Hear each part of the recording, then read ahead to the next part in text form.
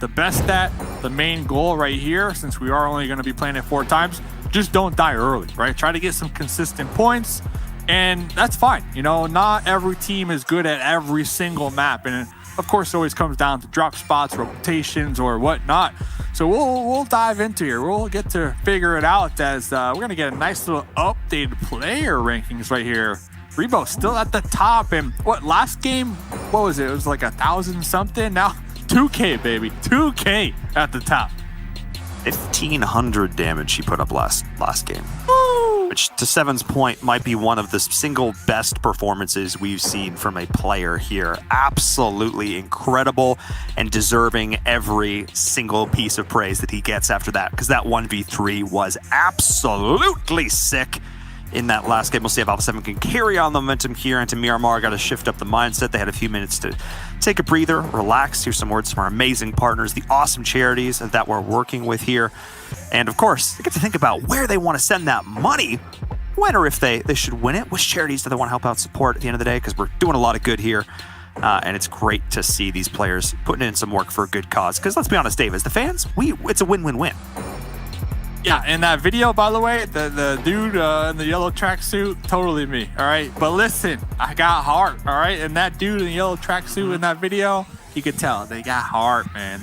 That's the glue. That's that player that keeps the squad together, keeps the mental, level high and elevated and feeling good. And talk about, a team that might need that here, Team Onyx, down there at the bottom. Yeah.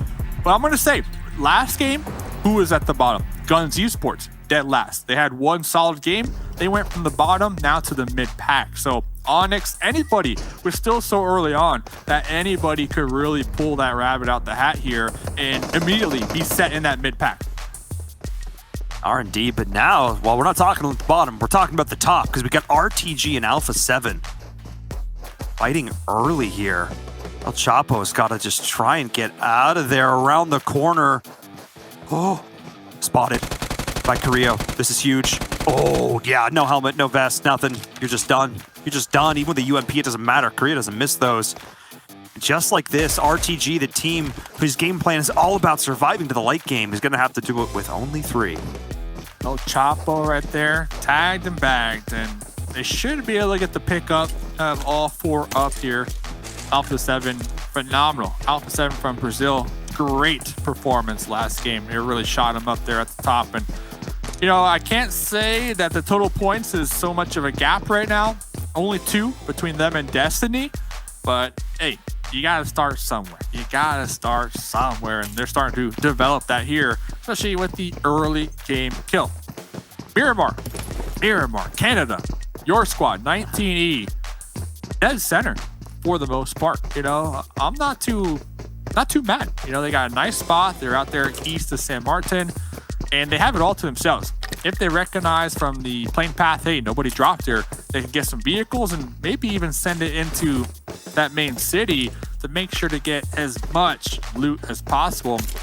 Maybe even camp it out a little bit and see where the next circles take them.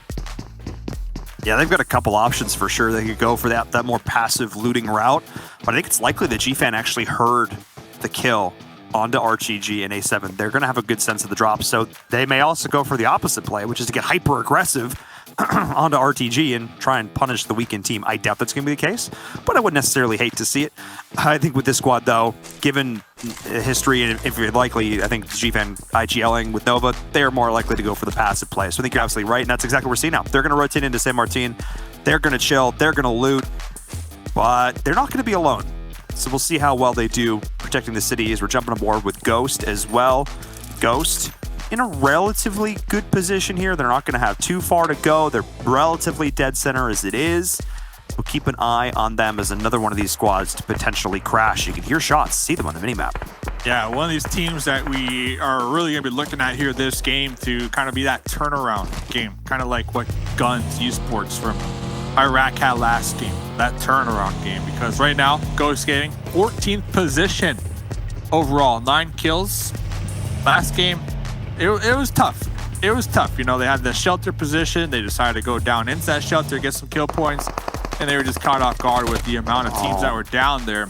Onyx. Just talking about them. Yep, Onyx doing a little bit of scouting out here, losing one member very early on, and it's already looking like a replay from the first 2 games. It is, not gonna lie. So fun, well, fun's probably not the right word here from the Georgian team. They only have 3 points. They have 3 kill points. They have yet to receive a single placement point in the first 3 games.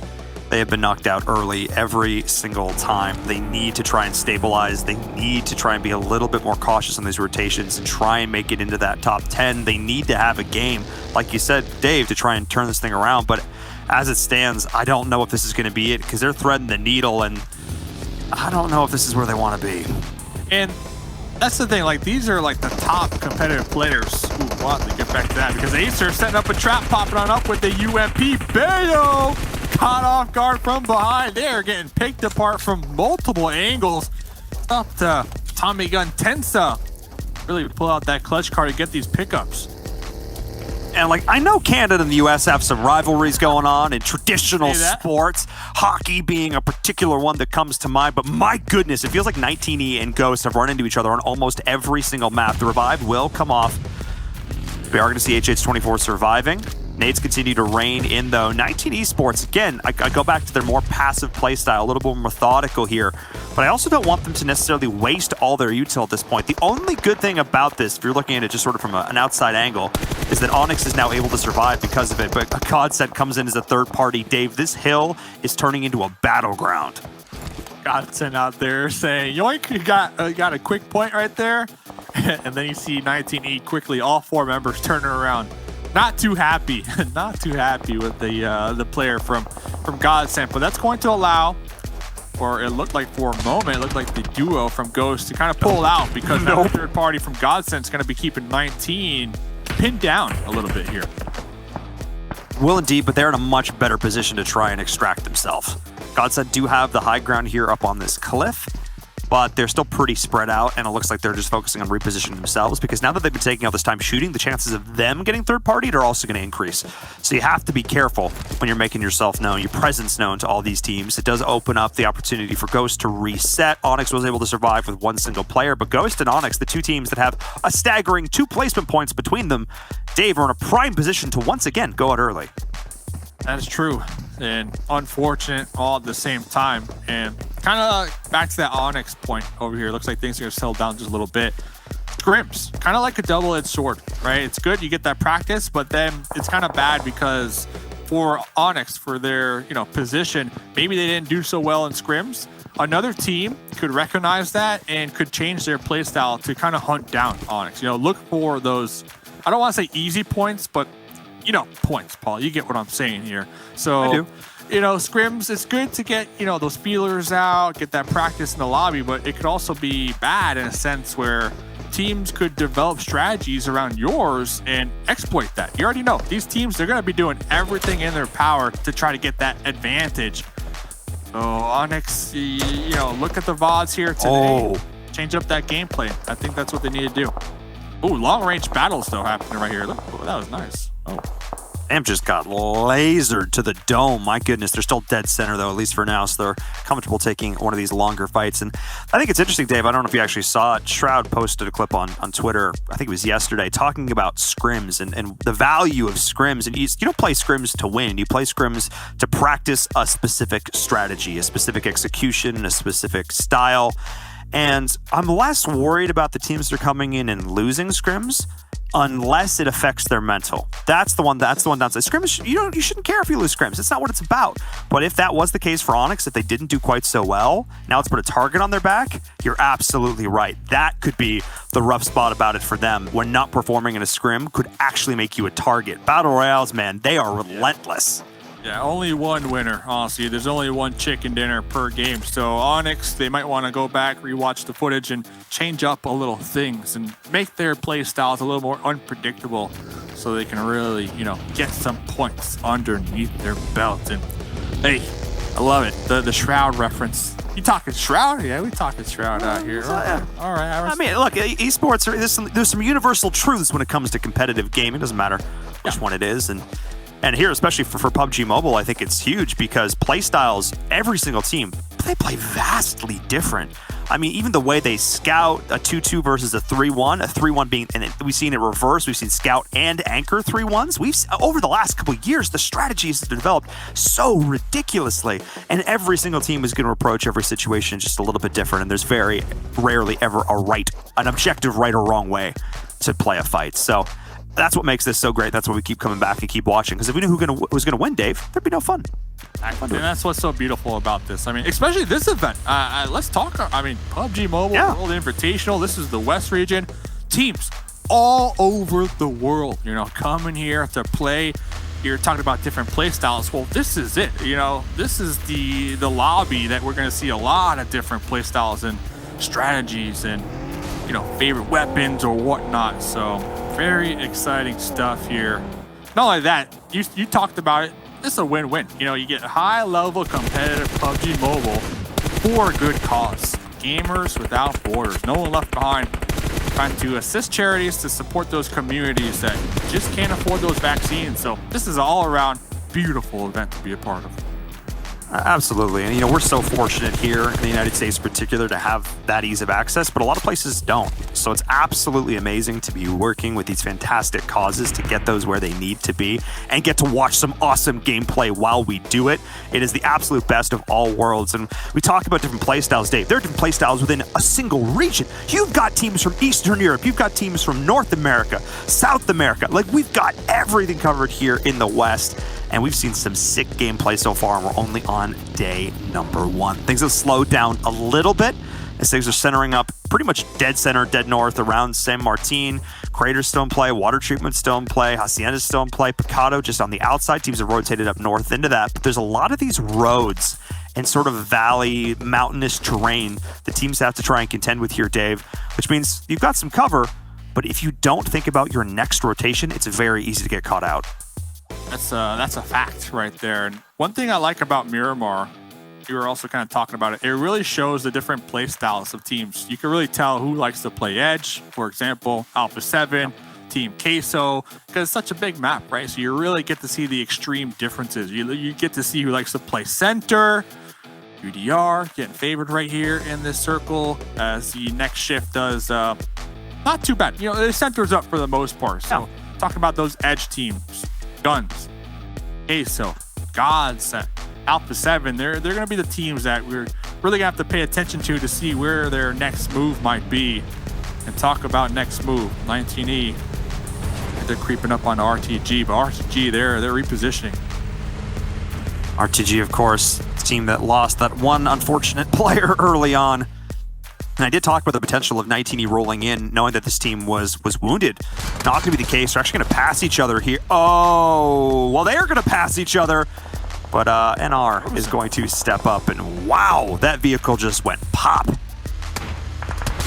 Yeah, it's going to be tough. We can see the terrain. There's a couple buildings, but for the most part, a lot of wide open terrain. So if you're in a vehicle, somebody sees that vehicle, you really have nowhere to go. You can boost it as much as you want. Open field, you're not going to make it on out. You're not going to be able to find some cover. And that's exactly what we saw right there. You're going to see 19E playing the high ground over here. Tuna looks like she's going to be another victim. Caught in the crosshairs on the rotation. Oh, Trazen's been one of these players who I've seen caught out so much. He's either catching people out or getting caught out. Luna's just going to be able to go in, looks like be able to get the revive. Yes, that is going to be the case. Nice actual play there. It gets the vehicle down to help provide some cover, but he's just going to drop 2. This is not an ideal situation. I think Clash will be able to stabilize here. And of course, Dave, the additional element of all this is that teams are representing their countries as well. So not only do you represent your team, your name, your brand, but you also get to rep all the fans coming in supporting them as well. And 19E going to go big for the red and white. See what they can do pushing up here into Clash. Which team has the better French people? Little 2-2 split right here. They kept Chief and Acer in the back lines to kind of play that anchor, that oversight. Meanwhile, Sam, Xenox, those fraggers up close and personal. It's going to be a challenge though. 2v4, but they know behind them, their angles, their back is covered. So it's really up to Team Flash to make some mistakes and overextend right here. I mean, this is an all-in play from 19. This is a high-risk, high-reward play as Acer's got the big gun as well. Going to help to suppress the cover, the support that 19E is getting. And I don't know how I feel about this. I like Shifan coming in. Going to find an off angle. Need to be careful. The next read gaming doesn't get that flank on them, the third party. But, uh-oh, that's exactly what I was worried about, Dave. Acer got tagged, Shifan with the support got tagged, and now really time's not on their side. So Xenox and Sam, they need to make some plays happen. Going into first person, going over the hill, and 19E biting off more than they could chew. Too much poutine and not enough time. Clash takes the win there. I was hesitant on the play from the outset. I appreciate that they had to try and push in to capitalize on the damage they done, but looking at the way the circle was set up, Dave, I guess they had to do it. But I don't love it. I don't love it. Oh, that they had to, but I don't love it. The AKM spray hit fire, it just hurts. You know, if you're in that crosshair, you better hope that they whip some bullets, but that wasn't the case. And 19E getting taken out. Now, the story here, the shift, we see it. It does favor the east side. A lot of teams, Alpha, Team Queso, Guns, all over here on that west side in this mountainous terrain. It's going to be dangerous. 9 and 10, tied at 17 points coming to this game. Team Queso and Guns so looking to try and get as many points as they can to extend that lead. The nades and Alpha 7 will do it. Unfortunate, just the way this circle shifted. Alpha 7, not a whole lot you can do about that. Reva, the hero of the last game, will end up falling. Guns will reset, leaving that last player to just tick away in the blue. Ooh, one fight after another. Oh my goodness, UDR, Dave, it does not stop, but Chivas doing work here. This team, I don't want to say it's coming out of, no, okay, well. It's always down to Fran. Fran is that player on the squad that is always kind of forced in a corner to make those clutch plays for them to come out on top. So, hey, we saw Fran, GG's, you know, last game, pretty phenomenal as well. But Team Queso looking to exploit the moment. There are those shots. They pulled up really quick, and just as quickly as they pulled up, they're done. They got some points, 3 points underneath their belt. They get some loot and a good position in this next circle. And this is just Miramar for you. There's so many of these small little fights that are sort of allowed to be played to their completion just because of the sheer scale and size that we're seeing it though. So we really get to see these awesome microcosms of actions as teams get to test themselves. Iron sharpening iron as players attempt to overcome their challenges that are right in front of them. Keep an eye on that as Luca Nostra. This UK squad, I'm going to be honest, Dave, we talk about them a little bit. It always seems like they're on the periphery, on the edge of these fights. I need them to step up front and center. A fight against Clash, the rivals over in France, that would probably be a good way to go about it. Yeah, definitely one of those mid-pack teams, and we can see that on the overall leaderboard. And just kind of an update, Guns versus Alpha 7. Guns did call that fight off. They repositioned. We see them right there up there to the north and sent a text to the last one alive. But look at Master. Look at Master. Pan in hand. Master is inside the compound of Ghost Gaming. I don't think they know. HH is looking out the window. I mean, a man is looking up the hill. Yeah, I don't know. I don't think they do. I don't know. Master is right next to him. No, the way Tense is looking at this, he would be tweaking his camera around. No, they have no idea. They actually don't know. This could be huge here for Ghost. I mean, Ghost almost got taken out earlier. They scrapped with 19E. I think it was Godsent that got a couple shots in as well. They've been forced to just completely change the game plan. It's all about survival now. And they are going to have to move. Well, that's going to make this a little bit more complicated. Onyx, they lost 3 very early on, and Master sent it to the town. So that was probably the building that Master was camping in, and Ghost just happened to roll up. But hey, they've been able to almost make it into the top 10, almost getting some placement points here. That's what they're looking for. Haven't been able to find one yet. As we're seeing here, Guns, after that successful scrap with Alpha 7, they're in a bit of a rough spot though, Dave. This terrain doesn't offer them a ton of cover. You got 3 up. It's going to be a 3v4. Looking at Australia, they also need to be mindful of those teams that are going to start to move in from that southeast who are no longer favored in the zone. They need to be extremely mindful and aware of pretty much their backside right here when they make this push over this hill. Oh, and you can see it there. Oh, nice frag. Laka Nostra tried to get the shots into the vehicle rotating on in, but ended up dropping themselves. Freaks can be able to spot that with the UMP. Clash is still surviving out there on the outside. Maybe tried to heal strat on through as Laka Nostra able to pick this one up. Lizio going down. That was not ideal as they're only going to have 3 players up trying to rotate into this next circle. They're in actually a pretty good spot, all things considered, unless they get shot in the butt from a team like RTG or Destiny, as Clash and Onyx are both going to go out. Almost making it to the top 10, though. I call it improvement. And they have some vehicles to work with as well if they need to reposition. And getting back to these scrappy city fights out here, Tony Power, they set up camp pretty much. They set up shop right there. We can see from their balconies, they're going to be taking shots third party in because Destiny versus Ghost right now about to pop up. Well, that was a grenade. Not. Oh! Hello? Okay. Talk about. Okay. That's a full send. Guten Morgen, Destiny says, just dropping from the sky. Full send. Okay. Oh, okay. Wow, that was that camera pan. That you can't plan that. You can't script that. That's just a great PUBG mobile moment. Oh me, oh my. Rod's gonna go down as well. Alpha 7 finally ticks out in the blue. So actually, I think out surviving a couple of the squads they were fighting up against. Team Queso still there at the top though with 8 kills. Sorry. Oh, Canadian Power. That was optimistic. Okay, let's see.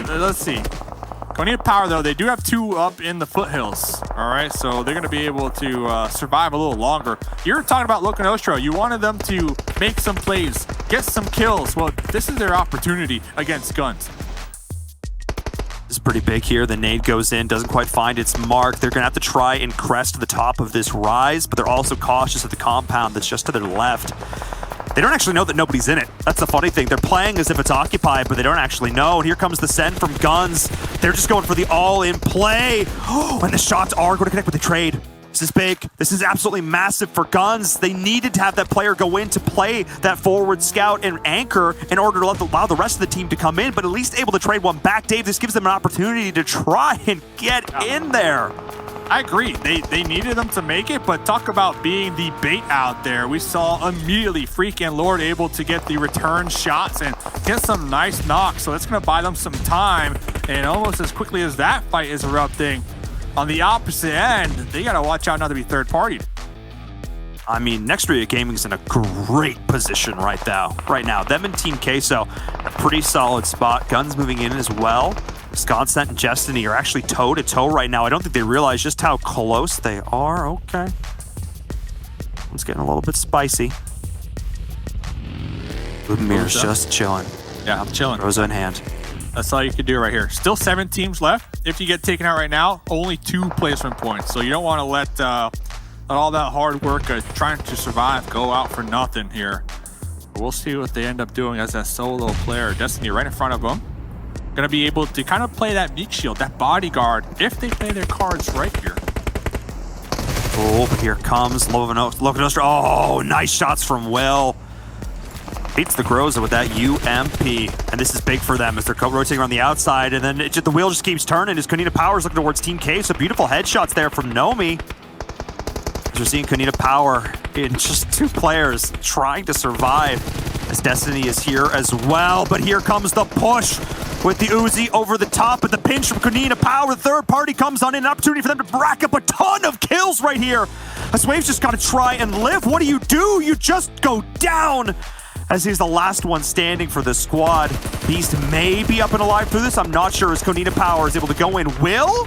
Hello? Are you going to drop? The answer is absolutely not. It's honestly this terrain. Look at the different levels of terrain. You got the low ground, you got the hills, the boulders, and then 2 teams fighting it out there on the top. So very challenging position. A lot of these teams are going to find themselves in. Will in the smoke on top of Beast. Will no longer alive. Konina Power. They have a little slight window. Can't Beast steal that kill? I think they did. I don't think Destiny got that. I saw Beast taking some shots though. Okay, Beast took it. I know, but I think I'll have to look back. That was Beast. I think Beast got it because Will made it into the smokes. Okay. If not, I'm very impressed then because that was in the smokes. I saw that 8K crosshair line up right on the head. We're not quite sure. Oh, his guns is potentially in a rough spot. Lord goes down, looking to burn them out. Oh, but given the position away as Rao finds one, goes for the swap. Can't quite get it.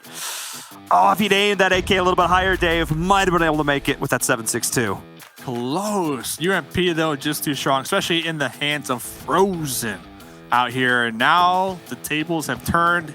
We can clearly see one squad has the advantage, the high ground and the numbers. Team Queso though, they might play spoiler, but until we get to that fight, Konina Power looking to take out Destiny.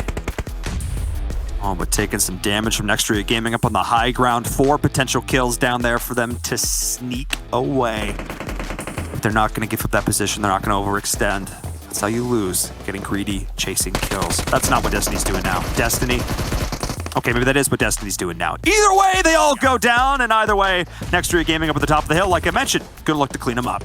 I think that was the play though, because with two full teams up here on the high ground, like any move you make, you're gonna get taken out. So at least try to get some kill points underneath your belt. Now we got Turkey versus Argentina, straight up 4v4 classic. This should be pretty nice to watch. Very, very rarely do we get to witness these in PUBG Mobile. There's so many variables that get teams to this point, so be able to do it tied in terms of kill points, and both with 4 players up is a very rare occurrence. However, I do think that Nextria Gaming potentially, I mean, they have an advantage positionally, but Queso has a better position in the circle. So I think this is about as even as you can possibly get it, Dave. It's even for the time being, but once one of these grenades go off and gets that initial knock, or not a grenade, but an M4, a Yala right there on Frozen. Frozen, strong player. Here comes the collapse. Yeah, here they go. Cooter's going to go down to the play zone. That's not ideal, and this is it. Dominoes are starting to fall, and just like that,